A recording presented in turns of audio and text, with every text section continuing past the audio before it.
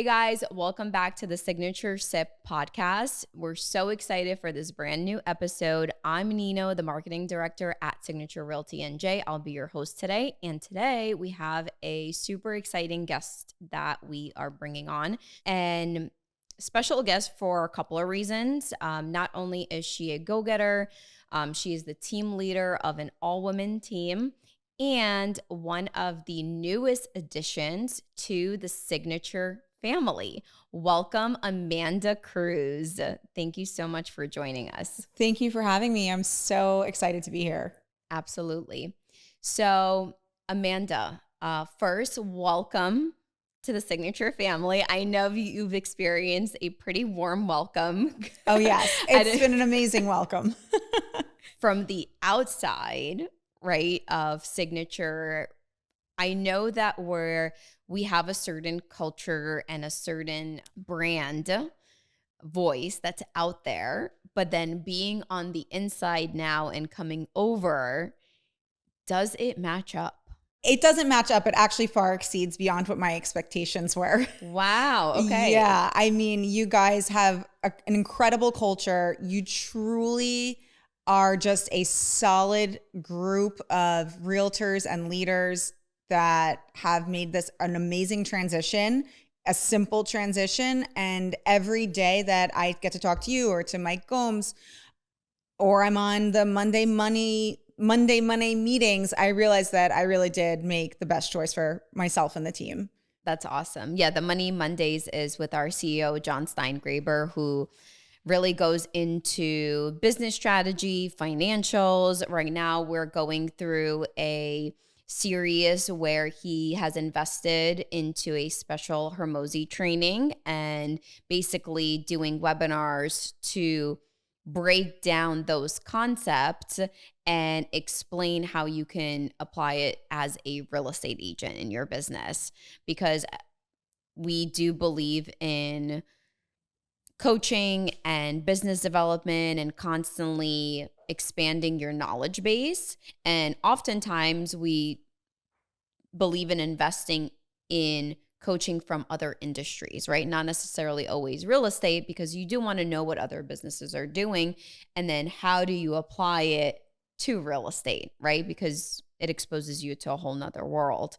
This episode in particular, I do really want to get to know you and for the audience to get to know you on a deeper level, because aside from being a top producer, you've done 200 million in total sales volume. Congratulations. Thank you. But you are also a mom. You're also a leader. You're also a woman in the real estate space. And I would love for you to expand on, tell us a quick intro to yourself, who you are, and what did you do before real estate? I'm Amanda Cruz. I'm a real estate team leader of the Amanda Cruz Group, brokered by Signature Realty NJ. Mom, I'm a survivor advisory board member for 180 Turning Lives Around out of Monmouth County, which is a domestic violence and sexual assault liaison. It's also a nonprofit. And that's who I am. In a nutshell, I'm a dog mom. I like to work really hard, and I like to balance that with relaxation just as hard. When did you get into real estate? I got into real estate in 2019. I was going through a divorce. I had been a stay-at-home mom for 4 years prior to getting my real estate license. Before that, I was a nurse and I had worked in the hospital. I worked at a level 1 trauma center, and then I kind of transitioned into skincare, working besides plastic surgeons, dermatologists. That really was my passion at first. But then life took its course, and now here I am. What has been the most rewarding part about being a realtor? The most rewarding part about being a realtor is when, listen, every deal has its issues, right? But when there is an issue that comes up and it looks like you are going to have to climb Mount Everest to get it done, 99% of the time I can get it done. And that makes me feel really good. That's something that I really love, because I know that there are a lot of people that wouldn't go that extra mile to do it for, my clients. So I actually love solving problems, and real estate throws enough at me where I can get very crafty. What would you say was the point in your career where you knew you wanted to start a team? Did you always want to start a team? Like when you got into it, did you know where you were going to end up? Did you know that having a team, do you have a vision to have a mega team, or did everything just unfold as it went? I had so many plans that I was unsure of. When I first started, I started out on a team that was a pretty big team in Monmouth County at the time. So I soaked in, learned everything, and I would go to all these conferences, and I said to myself, oh, I want to have a team. So eventually I transitioned out of being on that team. I went on my own, and then I started a team, and my vision initially was I want to have this big mega team. Well, as time goes on, the big mega team seems very, sparkly and glistening, and it seems, wow, this is great. For me, and it's not for everyone, I realized that having a smaller or mid-sized team, but that was powerful and packed a punch, was the way to go, again, for myself, rather than taking on a mega team where, they're doing $100 million a year in sales, but they have 70 agents. So your agents aren't really eating. I started a team not because I was ready to, not because I had so many buyers calling me at the time, because I was pretty listing heavy at that time when I went off on my own. Real estate really changed my life, the path of my life. It's gave my daughter a good life, and I wanted to give back to other people. I wanted real estate to do the same for my teammates that joined me. I wanted us to all win together. I still want us all to win together. So I would rather have a couple agents on my team that are doing really well, and I know that they're making money, they're supporting their kids, they're living out their dreams, whatever they may be, rather than have this huge team and not everyone's really eating. So long-winded answer, but I love having the team because I do have the ability to positively impact other people's lives through real estate. Was there certain criteria that you kind of set for yourself where you said, okay, once I close X amount of transactions, or once I close X amount of total sales volume, that's when I'm going to start a team? Because a lot of agents, when they get into this business, especially with Selling Sunset and all the shows that are out there, they get into real estate because of the shiny object syndrome, which is kind of what you had mentioned a little bit. And not everyone thinks about what it actually takes to have even a mega team, yes, but even just a team alone when you're starting, right? Because you're going to take a setback as a solo agent because you're going to have to invest into your team, right? It doesn't come free. No. And I have spent a lot of money as a team leader. It is not all it's cracked up to be. Is it rewarding? Yes.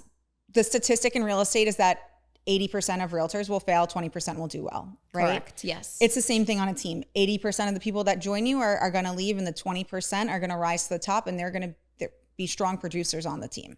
I've invested a lot into coaching, mentorship, events, flying out. I do top producer trip, right? So like top 2-3 producers, when we were doing different coaching programs, we'd fly out to the event or whatever brokerage was having. Keller Williams has like family reunion, like, oh, let's all get an Airbnb. Like a big realtor summit. A big realtor convention. So I would reward by getting them tickets and going to the Airbnb.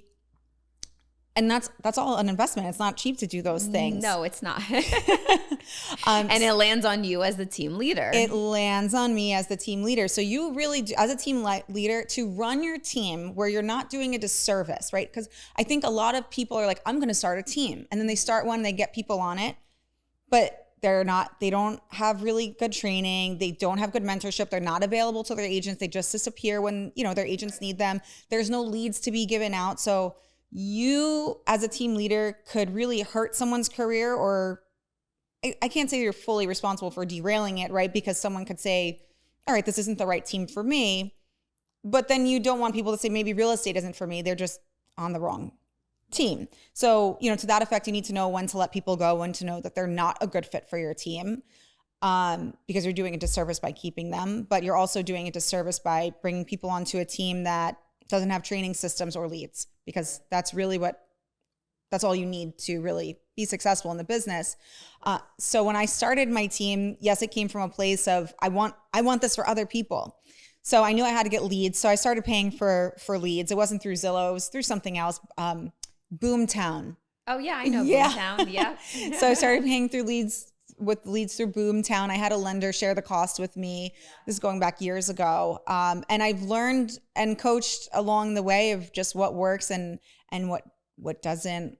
If you knew the investment that it requires to start a team, would you still have started a team when you did, or would you have waited a little bit longer? I'm just like curious, like when did you know now is the time?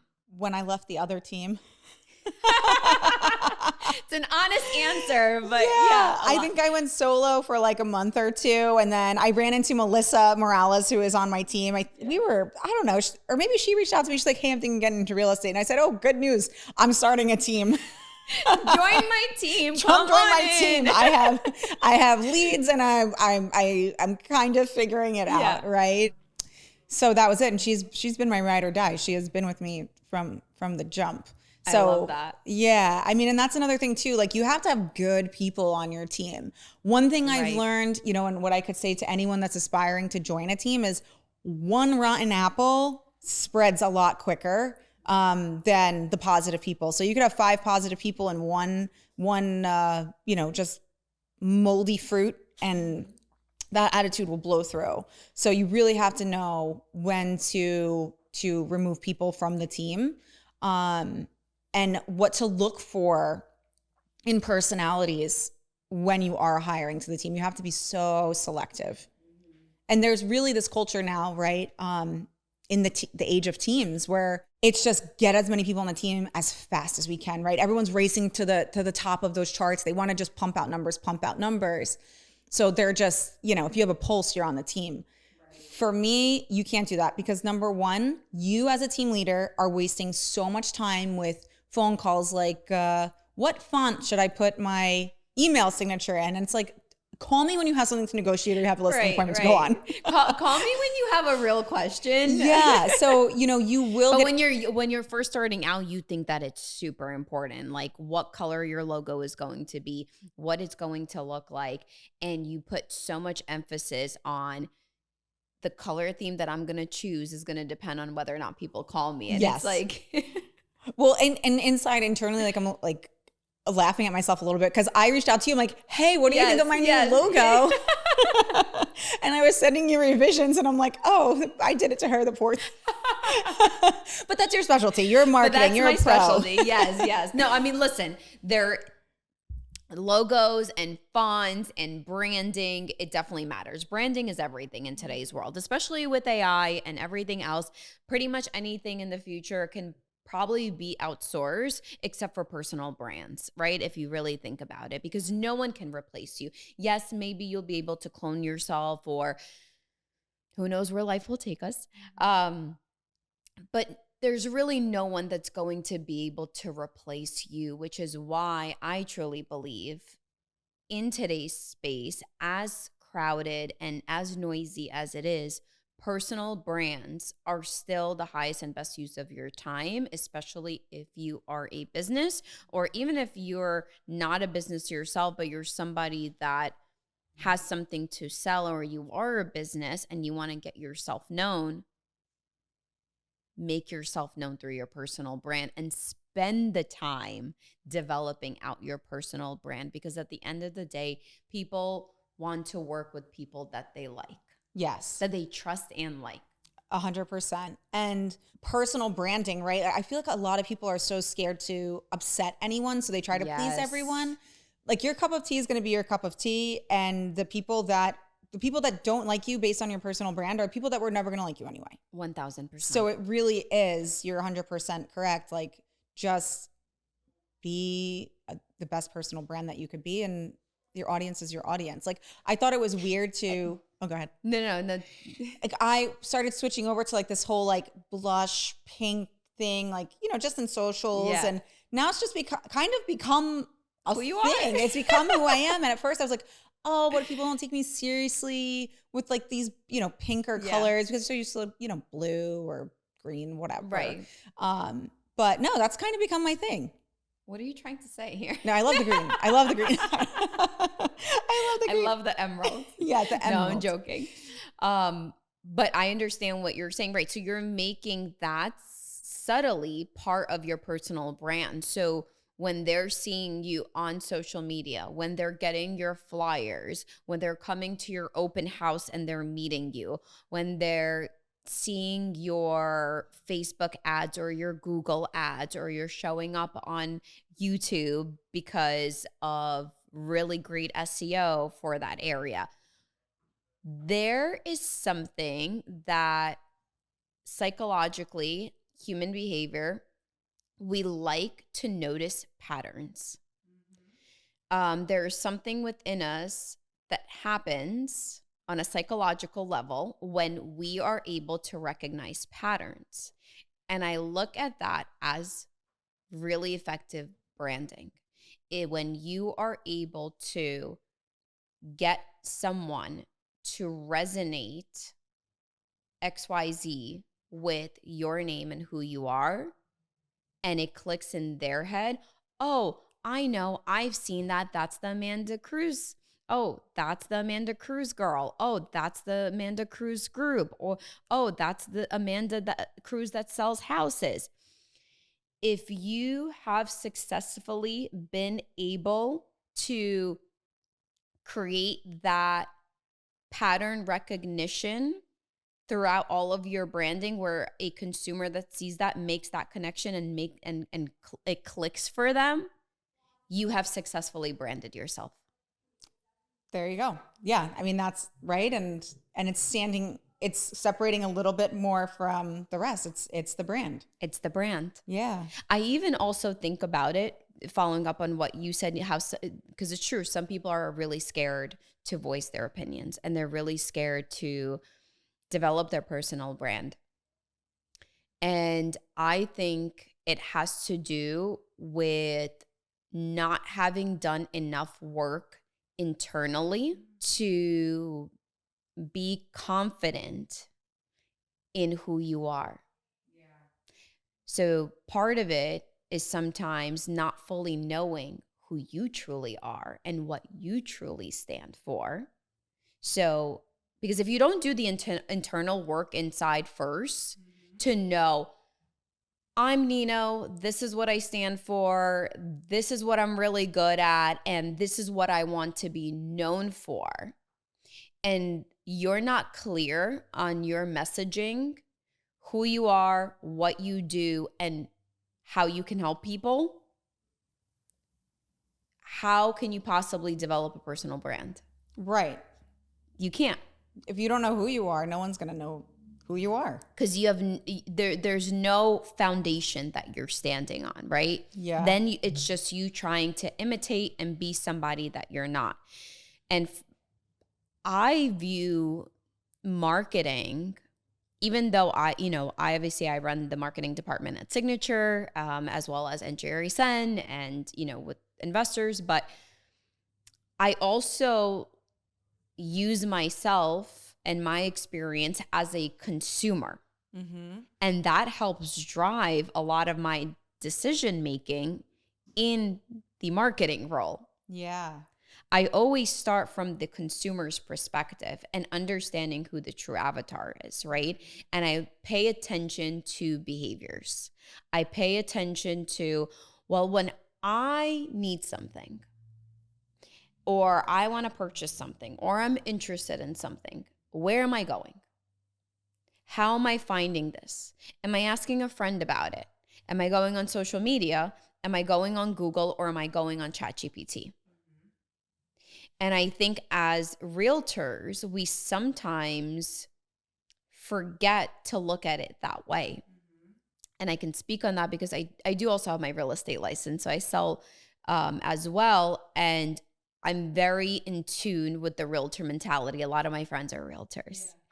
And oftentimes I notice them getting caught up more in the, I want to tell everyone what I sold, where I sold it, how much I sold, how much I made. And it's a constant repetition of that without taking the step back to say, if I wasn't a real estate agent and I was just a consumer, a scroller on social media, whatever it is, or even if I didn't have social media and I wanted to sell my house or I wanted to buy a house in this area, how would I find my real estate agent?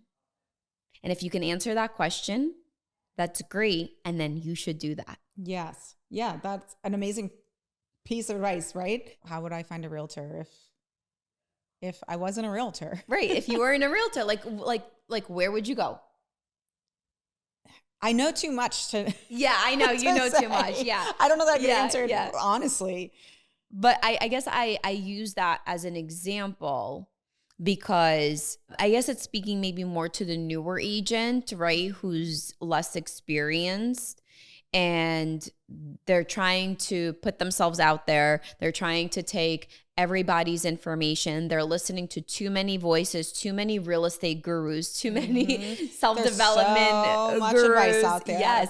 And even those gurus will contradict each other. And so what ends up happening is that newer agent ends up being scattered and not sure what they should do. And they start doing everything. And then they're not getting success. And it's because they're just spreading themselves too thin, as opposed to when you do join a team, right? You have a little bit more guidance. You have a leader that hopefully you trust, that is going to guide you in the right direction. But you're absolutely right. There are teams where they're not giving them that direction. And so they're getting lost and they're not realizing that, hey, all teams are not created equal, just like all companies are not created equal, just like as all humans are not created equal. So do your due diligence. Go do the interviews when you get licensed, right? Don't just go pick the first person that you spoke to. Go interview everyone that you're interested in working on. Compare them side by side. And also ask questions. Hey, like, don't be scared to say to a team leader, how did you get here? Mm-hmm. What are your goals in the next 5 years? That's a good one. That is, if you are joining a team, that's what you ask. What are your goals in the next 5 years? Because what does that say to you if an agent came to you and said that to you? Like, how would you view that agent? I would view them as a much more serious candidate who's forward thinking and has pretty big goals. Yeah. That's someone I want to work with. Yeah. We brought a new girl on our team, Kyla. She's been in the office every day. She's on the team for a week, got her first $600,000 listing. She wrote 2 offers yesterday for 2 different buyers. Like someone like that on the team. I mean, listen, I have great people on my team too, but I'm just giving an example. She's new. It's like a dragon breathing fire, right? Like it hypes that energy on the team in the office, and you're like, oh, all right, like we're hustling. Right. So you want people like that as a team leader who have the grit, have the hustle, and have a big vision. Do you think you could inspire big vision in someone? Or do you think that comes more internally? In my experience as a team leader, it is internal. I came guns blazing, like, I'm going to have a team. I'm going to inspire everyone that's on my team. We're going to be making millions, all of us. And then you come to find out that you can say all the inspirational things. You could tell the stories. I can tell you my peanut butter and jelly sandwich to great success in real estate. But that's not going to light an internal fire. And I heard something recently. It was the potential we see in other people is what we would do in their situation if we were them. And I said, oh. I never thought of it that way. Yeah, I said, wow, that's powerful. Because I've had people on my team where I'm like, you don't have any kids, you live at home with your parents, and you're not in this office every day making calls out on appointments. You're sitting on gold. I'm hustling for, even when my daughter's younger, I'm hustling for the babysitter to come over. I'm dragging her to showings. Like, wow, if I had all that time, if I only started when I was 20 years old, I'd be retired by now. I realized that, no, you can't create internal fire in someone else. That is a personal circumstance for them. And you have it. It comes out of you because of something that happened, or you don't have it. But like you said, with selling Sunset, people think they're just going to, get a nice car, throw on some sexy outfits, and they're going to be selling $5 to $10 million homes, like, in their sleep. But you have to get the clients first. You have to get the clients first. And, you have to put you have to put in the hours, you have to put in the hard work. Right. Yeah. What is your peanut butter and jelly story? I have to ask now. So I got into real estate because I was getting divorced and I needed to financially make a way on my own. I tell this story a lot, but if you saw me on social media, right, you'd see I'm flying around, I'm going here, I'm going there. I had a big, beautiful engagement ring. I always had really nice jewelry. I lived in a nice house. But behind closed doors, there was, a lot of stuff going on, and it was no longer safe for me or my daughter. I made a decision that I was not going to live like that. I wasn't going to raise my daughter in an abusive household. I wasn't going to raise my daughter to think that women are abused and treated poorly just because they have nice things. And which, by the way, like having those nice things was really from the outside, because also behind closed doors, my credit card was turned off every other day. I didn't have access to a bank account. If I spent, $15 at CVS for deodorant and lotion, I had to explain myself around Why? that. Yeah. Wow. Yeah. And so I couldn't be in that grip anymore. I'm sorry. That's a lot. Well, thank you. It's a lot that I healed from, but I just had I had tunnel vision to get out of it. There were no obstacles. There were no obstacles because I had blinders on. Was it like that always? Or did you hit a moment where you're like, I just can't live that way? As my daughter got older, that really opened my eyes to say, wow, she's going to think this is normal. Like, I know it's not normal. But I would sit there up at night Googling, is this controlling? Is this abusive? Is this wrong? Is it not? Well, give me, whatever. ChatGPT wasn't a thing then, but it was like, I was Googling like, well, what are success stories of women whose husbands changed and stopped being abusive? So you were searching for hope because you're like, there's no possible way this is like real, and maybe I'm just not, or maybe I'm just like looking at this the wrong way. Exactly. Maybe I'm looking at this the wrong way. Yeah, maybe I need to change my way of thinking. That's what it is. And listen, we became born again Christians. We started going to church. We were going to counseling. Like, there was not a stone unturned where it didn't always somehow boil down to be my fault. You're hoping and searching for an answer that everything's going to be okay. Right. But sometimes the answer that everything is going to be okay is only up to you to get away. To walk away. Yeah. Sometimes, you have to. You will be okay as long as you choose yourself. Exactly. And listen, when you make that choice and you stick to it, you're just getting into the thick of it, right? Like leaving that all behind, because that person might not want to let you go, and they will make your life hell so that you put your arm behind your back and say uncle, right? Like, I felt like that's what it was. And I know that there's a lot of women in situations that it's easier to stay than go. Mm-hmm. Or it appears easier to stay than go, because that road ahead, that 2-year road ahead of really getting out of it. Going through it, because it's not easy. So I think walking away is just the start. Yeah. It's the energy and the time and all the stuff that happened just to get you to the place, because it didn't just happen one day where you're like, I'm gonna give up. I think as women, especially when you become a mom, like for me, I know everything changed when I became a mom. Yeah. I grew up, I became a woman. Mm-hmm. We become women, right? When we become moms, and we start to look at things a lot differently. Because now we're no longer just living for ourselves. We have lives that we're responsible for. We have a whole new list of responsibilities. Right. I love my parents. My dad passed away when I was young. I mean, it is what it is. And it made me who I am today. But I saw what it's like for my mom to struggle. I saw what it's like to be a single mom with 2 little kids. And like, I was only 10 years old. My sister was 7. Like, we were still young. And so when you grow up not in an environment where I still had a loving home, but we definitely struggled financially.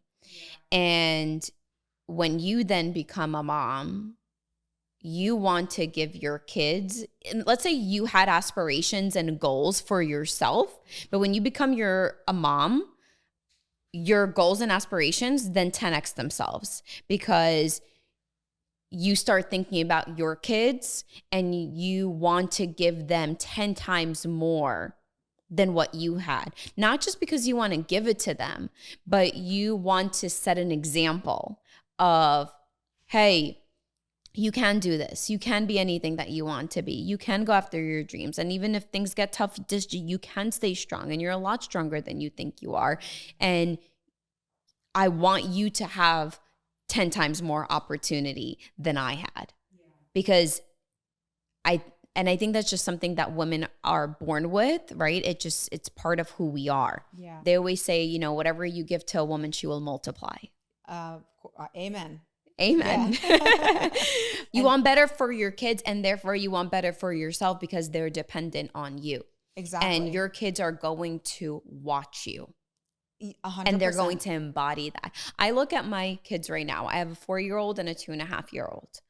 My 4-year-old is copying me. Like, I see them playing together. They argue a lot too, but then they'll be playing together. And my 4-year-old will be like, she'll put on her bag and she's like, all right, Amelia, I'm going to take you to school. Because mommy has to go to work, and she like talks like me the way I talk to her. Yeah. And she's doing that with her baby sister. And literally I've had moments where I literally just start crying as I'm watching this, because she's watching me. And I'm very, very conscious of that, because it's not about what you tell your kids is good or bad. It's what you do, and what you do will equal good, usually for the most part, but they will embody and copy and imitate what you show them. Show, don't tell. Show, don't tell. Yeah. Yeah. I see it. I mean, my daughter's going to be 12. And when she was 3-4 years old, she's an only child, but talking to her dolls or a dog or whatever, she would imitate me. And it was really eye-opening then too, to say, oh, wow, like she's a sponge just absorbing it all. Right. But yeah, I see it now too. Like, my daughter just went into middle school, and it was a struggle with doing homework the last couple of years. But now I see this, like, she's a student, but I see this like little businesswoman in her. Right. And she comes home, she takes out that computer, she's like, yeah. And she's like so serious. And I'm like, I'm so proud of you. Yeah. And then, I think how seriously I take work, and all the times that she's complained to me, Mom, you're working, you're doing this, you're doing that. And I'd always tell myself, I'm like, this is going to pay off at some point. Yeah. Yeah. But I see that in her. She's already, like you, like she's already, she gets that from you, because she sees how much passion and hard work you put into it, even when you don't want to, right? Yeah. But you have to. Yeah. And I think that is amazing.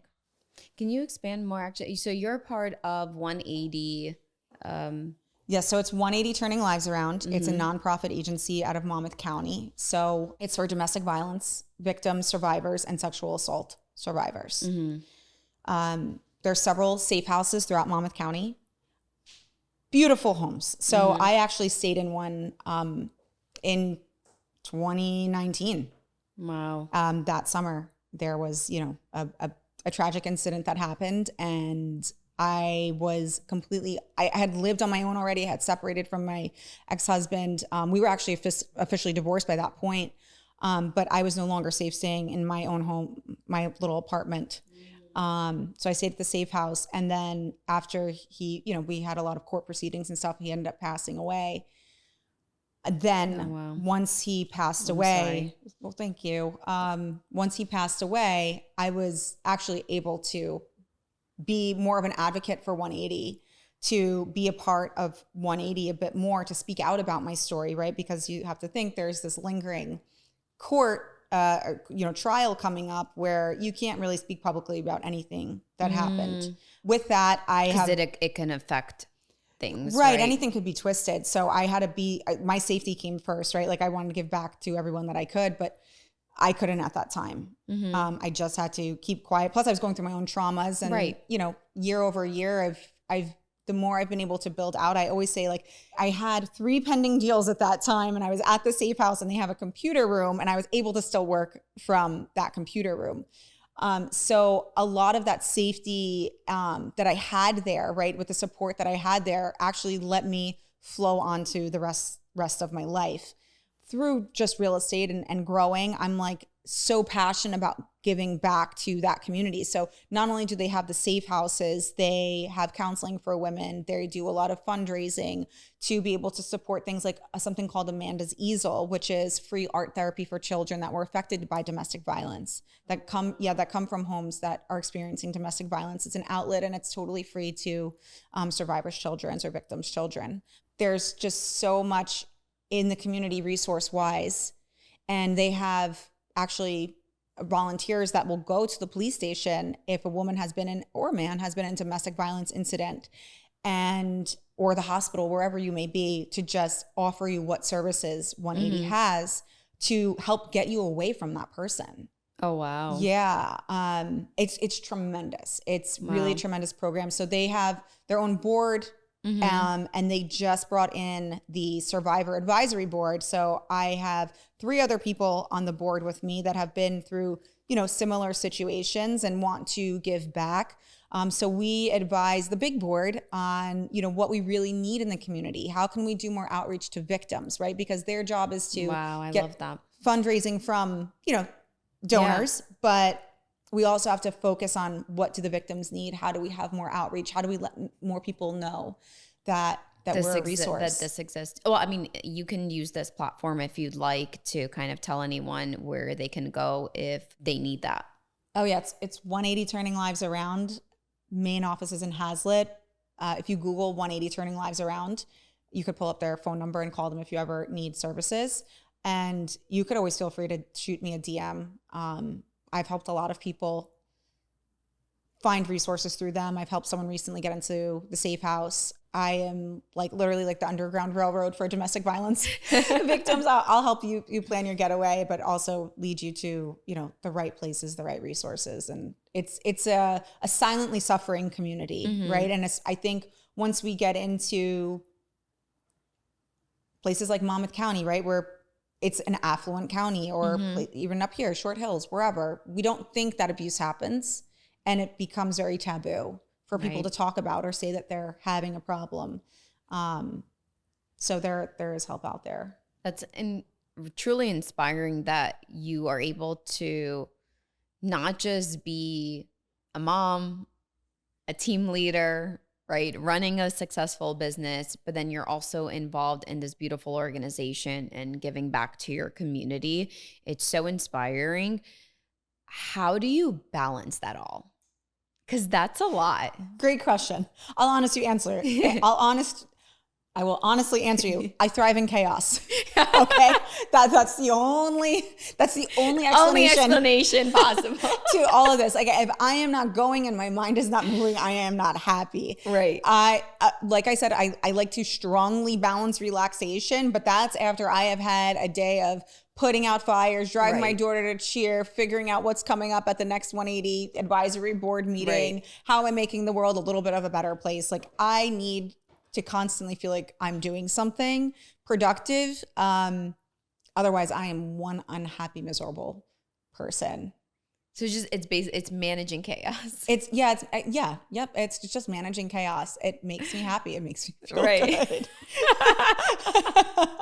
Got to look into the psychology of that, right? yeah. There's something, going on there 100%. But yeah, I don't realize how long my days are. Like, you ever just have a long day where you're like feeling your muscles in your bones? You're like, I can't wait to sit down on the couch with like a glass of wine and a pizza. That's my favorite way to unwind. Like, honestly, if I've had a super, super crazy day and I'm just like on autopilot with work, the kids, barely some time to myself, and I get them, I get my kids to sleep, all I want to do is literally just go curl up on my couch with a glass of wine and a pizza and like a Love Is Blind on Amazing. Netflix. That honestly, Like I might that do to that me today. is an awesome night. You know, I don't need anything fancy. I don't need an outing out, even though I do love that. But that to me is peace Yeah. after running around all day. Yeah. And you know what? You're a busy mom. Yes, like I'm me. a very busy mom. And I know earlier you had asked me, how do I balance it?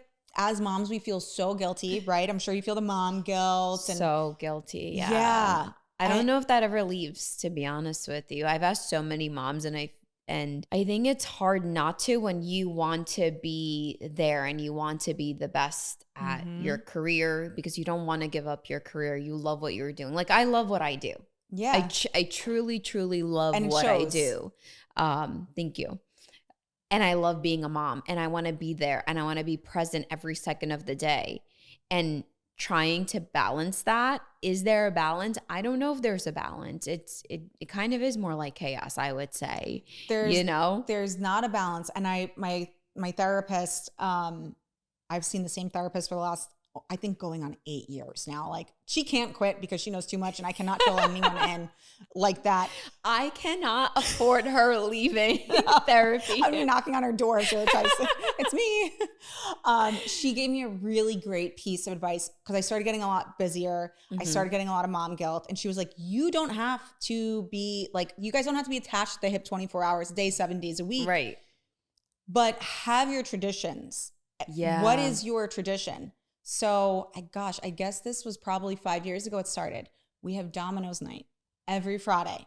I haven't missed a Domino's night unless I was away for a conference or I had a wedding to go to. I love that. Every Friday, we've divvied away from Domino's. Yeah. Probably 3 or 4 times in the last 5 years.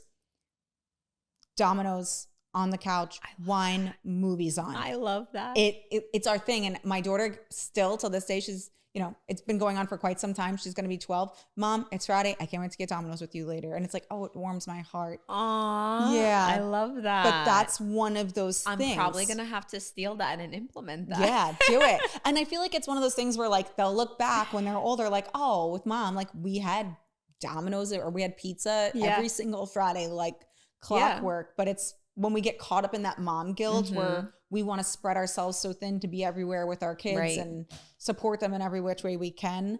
The reality is that we can't, but just having that once a week solid time is like, it means the world to both us as moms and our kids.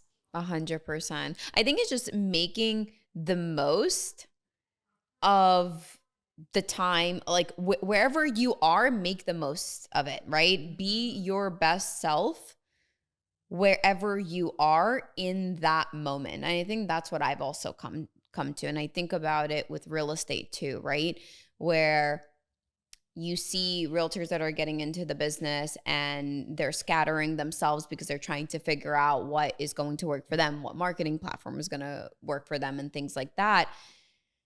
As opposed to splitting their time and managing it a little bit different to say, okay, in the morning, I'm going to wake up. I'm going to go into the office. From 8 to 9 a.m., I'm going to do social media. From 9 to 12 o'clock, I'm going to do cold calls or whatever outreach you want to focus on.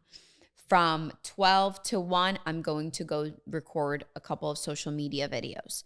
From 1 to 5 or 1 to 6, my day is flexible depending on the day. I'm either out with buyers, I'm on a listing appointment, or I'm doing more outreach or more social media content one day, or I'm out with clients the next day, right? Yeah. Where forcing yourself to be intentional with how you're spending your time. Yeah. So when I'm at work, I'm on and I'm in full work mode, right? And I'm being as productive as humanly possible because I know the second I get home or the second that I have to go pick up my kids, that's it. forget it. There's no tying up loose ends after that. No. It has to wait until tomorrow. Exactly. And when I'm with my kids, I am full on mommy mode. Yeah. Everything is exciting because that's the age I'm in, right? We're discovering things. So everything is new. Everything is magical. There's princesses and they're real. And we're playing dress up and we're doing bubble bath time and we're reading stories. And my phone is on the counter. I'm disconnected and I have noticed that has played a major difference in the way that I connect with my kids. Yeah.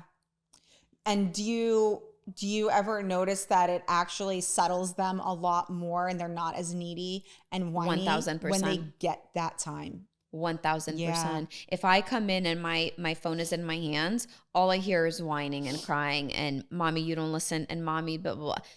If I come in and my phone like is in my bag, or I come in and I put my phone on the counter, let's play. Okay. Yeah. It's like, and it's always okay. I've also, I heard someone say this, which is if your child asks you to do something or to look at their picture or to get something for them, don't tell them 5 minutes or don't tell them 1 minute. Instead, just go and do it. Because when you tell them 5 minutes, they get used to that. And after a while, they start almost resenting you because you show them that they are not the priority. Oh, it's always 5 minutes. It's always 5 minutes. Oh, another 5 minutes. Oh, hold on. Yeah. And it actually brings their morale down. And it hurts the relationship. Yeah. And I'm probably ties into like self-esteem, self-worth, all those little things we don't realize are subconscious. Right. Yeah, exactly. And we're, this is our first time being moms, right? Every day is a new day. Of course. I'm still learning. I am not a perfect mom. No, me neither. I mean, I've made a million mistakes. 1000%. And I think the most important thing is when we make those mistakes, like, listen, after a long day, have I snapped at my daughter? Have I yelled at her? Listen, we all do it. Yeah. I think the important thing is cool down and actually ask for forgiveness. Like there's been times where I'm like, you know what, Angelina, I'm so sorry. I shouldn't have yelled at you like that. I had a long day. That's not an excuse for me to have spoken to you that way. Can you please forgive me? And now she's old enough where she'll give me a tough time. And she's like, Mom, I'll think about it. Yeah. She's just messing with you. Yeah. But that's important because that's you acknowledging the fact that you are aware and hey, this wasn't your fault. And I want you to be aware that this wasn't your fault, right? That was my fault. Yeah. And like what we were talking about before, right? Like it's not cloud proof, right? But like the way that we show them love and we show up and we ask for forgiveness or we apologize for the things that we've done wrong.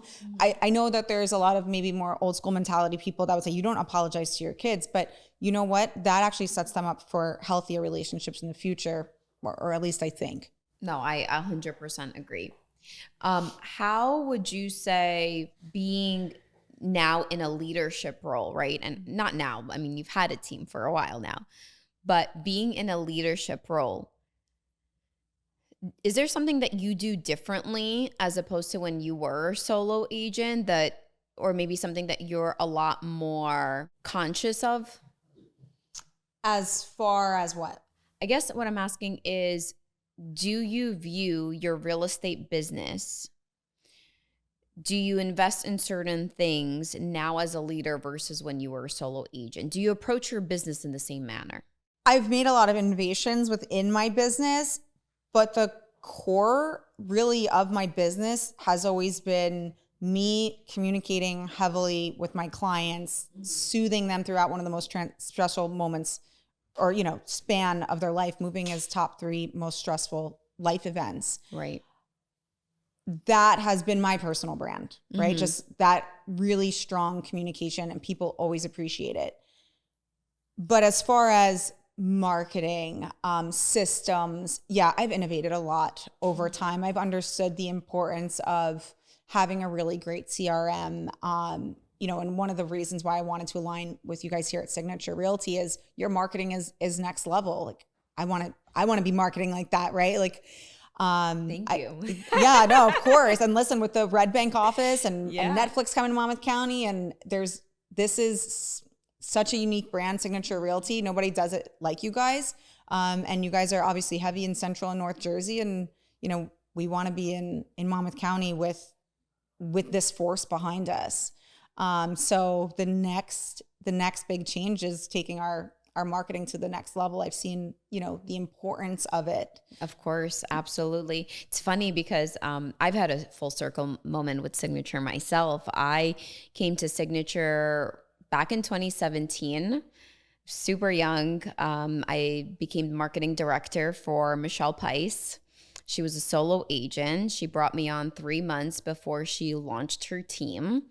And so I was there for the start of it, not for the start of Signature and her career, because she was killing it as a solo agent as it is and getting ready for that next level and ramping up. But watching it unfold over the last few years has been so freaking cool. I don't know how else to It's almost say like watching it. your baby grow too. Yeah. Exactly, because I was there for the start of it. I was there for the branding. I was there for, you know, literally the launch of the Michelle Pice Group and what it is today. And so I saw the ins and outs. I saw how that all happened. I advanced my skills. And we did a lot. And part of the reason that Signature has grown so much is because Michelle and her team have grown so much, and you know, one feeds the other, right? As more groups join the Signature family and they begin to grow, the Signature name grows, and as Signature name grows, so do all the solo agents and the group agents and everyone that at Signature also grows, because the name just becomes more and more and more popular. And we've done a very good job at really dominating, I would say, the Central Jersey area, you know, parts of North Jersey. And with the opening of the Red Bank office that happened last year with Jacob as our managing broker there, and now you guys coming on, and that's your territory, really spearheading that Signature brand and your group down the Jersey Shore, right? And that to me is so exciting and so powerful, because I have truly seen from the ground up and behind the scenes the power of branding, the power of aligning yourself with being in the right place and aligning yourself with the right names in the industry. Can either not make or break, maybe not break you, but can definitely further push your success a lot faster. 100%. I mean, the power of proximity, just being with people that are doing the things that you want to do and have accomplished the things that you want to accomplish. Right. What better way to figure it out? Why reinvent the wheel? Why not align with a brand that is super strong, right? And I mean, Let's look at the Jersey Shore. Bayhead, Rumson, Fairhaven. So many Deal. places. Even Long Branch is really coming up. Asbury has built out. Cold Snack. Manalapan. Holmdel. Like all of it. Every town. The beaches. I mean. Yeah. I mean, there's so much opportunity to spearhead this brand heavy into the area. And I mean, there's true luxury, beauty, old money style, new money style. And so much amazing. Real estate investing opportunity in that area. To be honest, I don't want to speak on it because I don't fully know what the numbers are for statistics, but just me alone, as I'm in my car driving around with my kids, the opportunities that I see in that area for investing, I'm like, oh my God, like there's just like one diamond in the rough, another diamond in the rough, like they're all over. So Keyport is a really hot investor area place right now. Yep. I know people knock Keensburg and they say, oh, people say Keensburg's coming up all the time. I just closed one of my investors. We got her a house in Keensburg in February. The value on it, all she did was paint it. The value on it went up $100,000 on recent sales. Wow. 100,000 on a 3-bedroom single family home. Her and her husband buy a lot of properties with me. We like, knock on wood or tin, whatever this is. Anything she's bought, we've had $100,000 gain in 12 months. And she's buying little tiny properties. Yeah. Not really, she's just. Honestly, those are I think the best. Those are the best. For Long Branch. profitability. Yeah. I mean, look at Long Branch. Long Branch is building up all on the waterfront, but there's still so much more opportunity inland there. Asbury Park is very oversaturated right now, but there's still a whole inland part that, you know, over time is just going to, you know, the property values are going to raise tremendously there. There's a lot of opportunity. Even sections of Middletown, there's like North Middletown, there's a lot of those smaller homes, but as Netflix comes in. It's such things are just going to change in the next few years. Yeah. Fast. If you like are looking to get into real estate investing, anywhere within, I'd say 5 miles around Oceanport, where you can get something for less than $500,000 now. I mean, Asbury Park during COVID, I sold a 2-family for $225,000. It's worth like $600,000 now. But that's going to be the property valuations as Netflix starts building, as the influx of people start coming in. People need homes, all those employees that are going to be coming in to work into Oceanport. 100%, yeah. And our office is only 7 minutes away, which is awesome. Yes. So you can just stop by on. Office is only 7 minutes away from the new Netflix studio. Yeah. So Red Bank's going to be on fire. Yeah. You know, all right, quickly. 3 favorite spots in Red Bank. Ooh, while my we're at it. 3 favorite spots in Red Bank. Teak for sushi and lychee martinis. Buena Sera for really good Italian food. And I love Industry Salon. They have an amazing salon. And listen, their business is ran phenomenally. Like they have a great leader in that salon. But they do great color, blowouts, haircuts, everything. Those are my top 3 fave in Red Bank. Love it. What about coffee spot? Rook all day long. Oh, I love Rook coffee. Yeah. Anytime I see a Rook coffee, I'm like, that's where I'm going. Yeah. I think Rook is on Monmouth Street in Red Bank. There's a lot of cute places over there. I'll also razzle dazzle it in Char. Char is always good. Can never go wrong with Char. Love that. Yeah. They have a great seafood tower. Love that. It's like side note. All right. Well, to wrap up, going back to you having your team, what advice would you give to someone who is just starting out and they're considering having a real estate team, or even someone that's starting out that's deciding, do I want to go do the solo route or do I want to join a team? I'll start with, if you are just starting out and are considering, do I go solo or do I join a team? All day long, join a team. It's so hard to start as a solo agent. It's very expensive. If you want to do it the right way, you want to do the marketing, you want to do the good pictures, you want to get the videography, that's all very expensive. To list a home the right way can cost you a few $1,000s. Or you could do it the wrong way, but not have a great result. So joining a team for marketing support, joining a team for the accountability, joining a team for, you know, who do you call if you're a solo agent?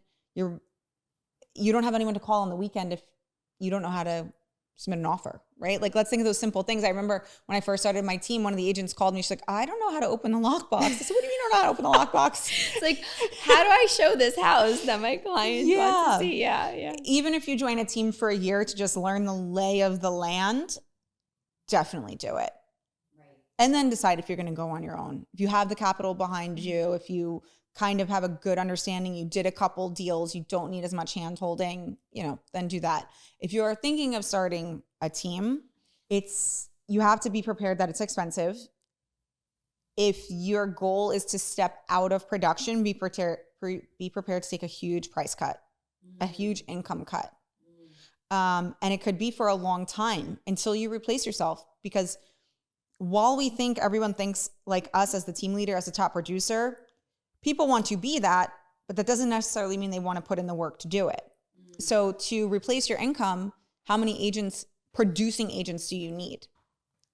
That's a great question. I don't think a lot. Can you expand on that a little bit more? If you have 10 agents on your team and each of them sells $2 million a year in home sales, right? They're getting their split, you're taking the split there. you're paying for your CRM, you're paying for your website, you're paying for all the marketing, you're paying for Google, you're paying for the list is endless of things you could pay for, right? To do it the right way.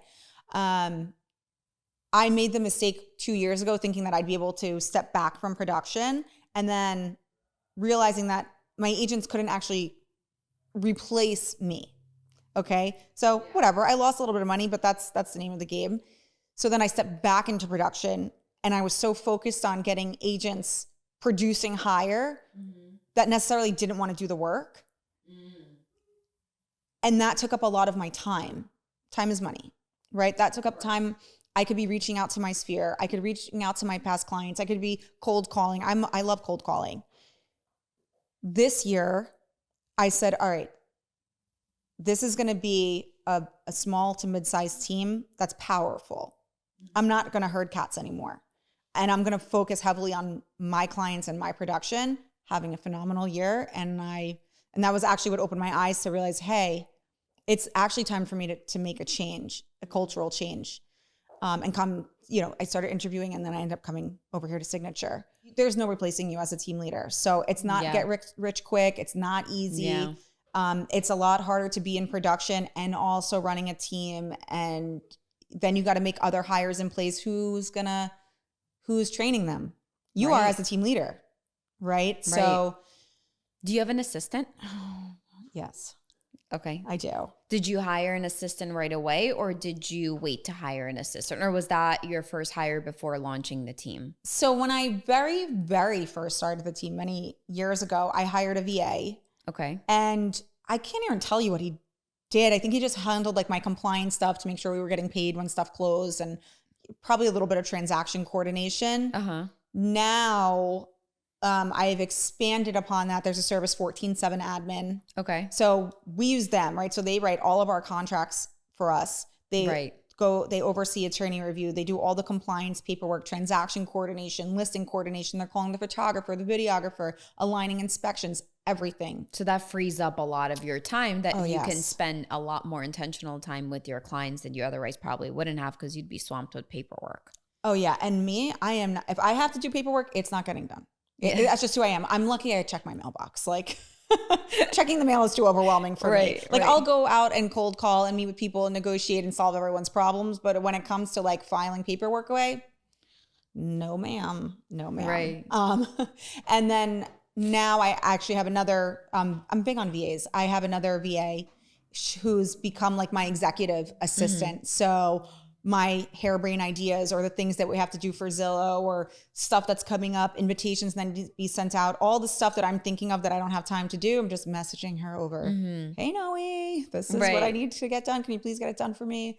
And she's really great. Like she's someone I just threw into the fire. She doesn't ask me any questions. She just gets it done. She anticipates my needs, and that's what you need in an assistant. Do you have anyone else that is employed for the team currently, or how do you handle everything? Like who manages the operations and building out the systems to have that cohesive ecosystem? So my systems are probably the same systems I've had for the last 3 years, I want to say. Okay. My back office of 14/7 admin, they're on my systems. They handle everything exactly the way that I've implemented and I expect it to be.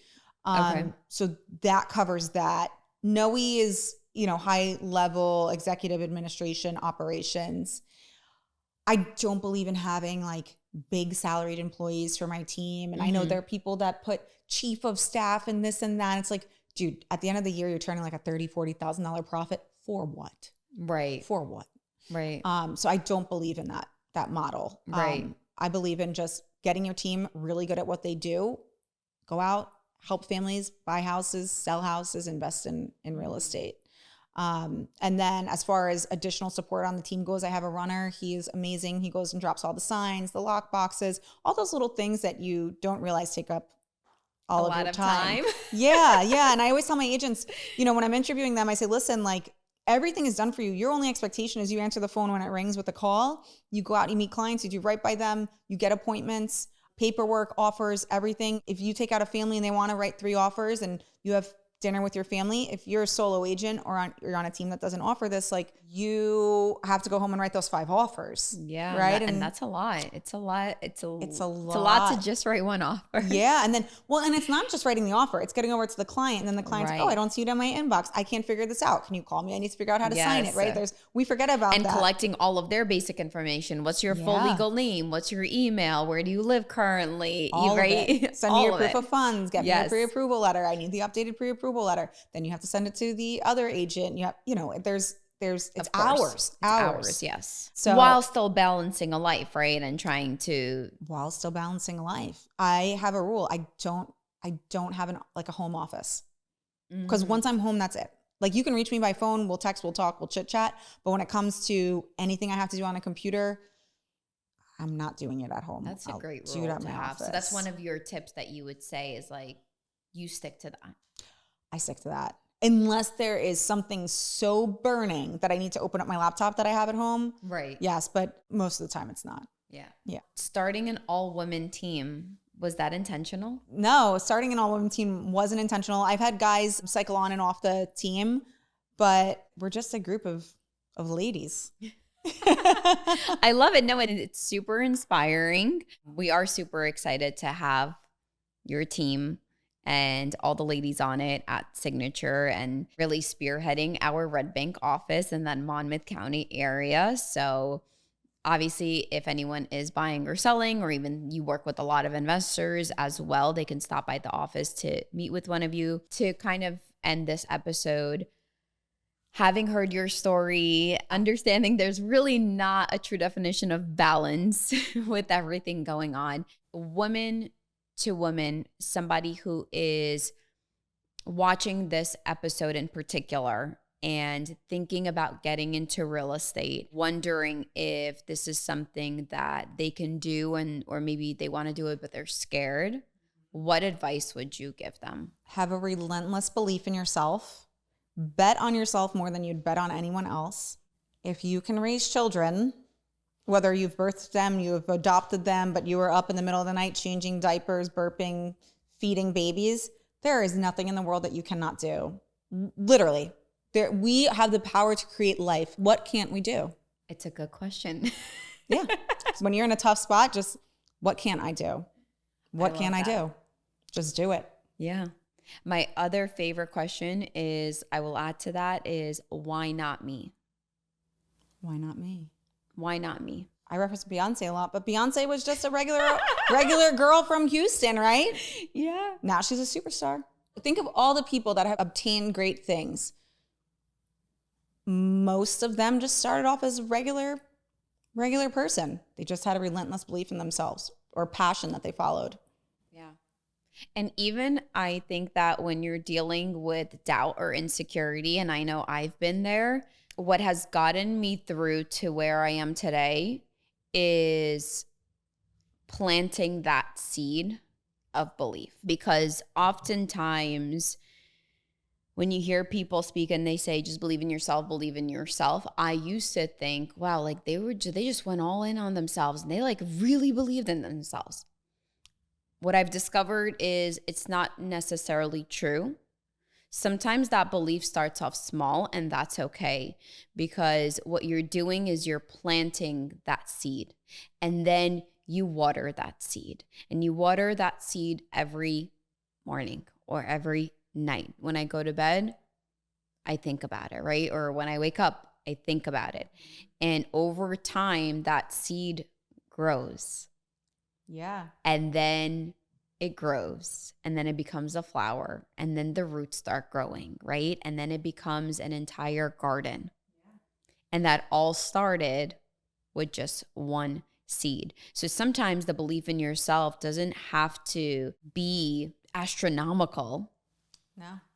It just starts with that one decision to say to yourself, you know what? I'm going to start believing in myself today. The faith of a mustard seed. Like you said, one small step, one small belief. Sometimes that is, if you're going through something hard in life, right? Maybe you're depressed and you take naps in the day. Sometimes it's saying, hey, I'm not going to take a nap today. I'm going to do something productive during that time. And it's one foot in front of the other. 100%. Thank you so much for coming on, Amanda. Thank you for having me. This was a really great conversation, and I enjoyed this episode a lot. I loved you sharing your story. Thank you for getting deep with us. Oh, thank you for sharing, a bit of your story with me too. I know at the beginning of this, I said that joining Signature was a lot better than I expected from the looks of, I had high expectations, but you exceeded them. Let me make that clear. Right. But this also was just another one of those things where I thought it was just going to be cut and dry about real estate, but it was awesome to just chat with you about life, real estate, motherhood, and even just some personal things. Yeah, absolutely. I feel the same way. And I think that's what I love this platform for. And being in the world that we live in today, to have platforms like podcasts where you can really open up and show the behind the scenes and kind of take the veil back and say, hey, yes, I sell real estate. Hey, I'm great at what I do. And obviously you've proven it. You're a top producer. I mean, you've gotten platinum circle of excellence and you've sold 200 million in sales volume in your career, which is so inspiring. But then you're also a beautiful person inside and out and everything. You're a walking example to a lot of women.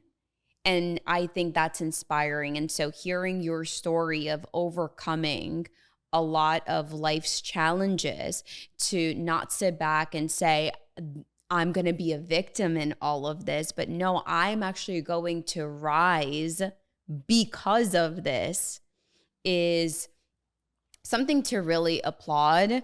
And it truly is inspiring. So I appreciate you sharing your story and being open with everyone. And if anyone wants to get in contact with you, if you want to mention, how they can reach you, and if you want to, again, talk about the 180 turning lives around. Yes, 180 turning lives around. 180 for short. Yeah, 180. Well, thank you. I really, really enjoyed this, and you are too a beautiful and kind person inside and out. Thank you. And I'm really looking forward to what we're going to build together. Me too. If you want to, thank you. If you want to find me, you can find me on Instagram, Amanda Cruz Real Estate. I think that's my handle, Amanda Cruz Real Estate. That's the best way to find me. And 180, there is the handle for 180 is 180 Turning Lives Around. And you could Google, I'm not sure what the website is, but you can Google 180 Turning Lives Around. And we'll link it below to this episode that would too, be, so people can, if they're in need or anything like that, they can reach out and find the resources. That would be awesome. If you're, listen, if you're someone that was affected by domestic violence or sexual assault and you're looking for somewhere to give back, it's a great cause. It's changed a lot of lives. And if you are someone that's unfortunately in a DV situation or a survivor and you need resources, they're phenomenal. Thank you guys for tuning into the Signature Sip podcast. You can follow us on Instagram at the Signature Sip podcast. You can also check us out on YouTube. Please subscribe, comment, and like. Everything will be linked below to this episode. Again, I'm Nino. Thanks for tuning in, and we'll see you guys on the next one. Bye.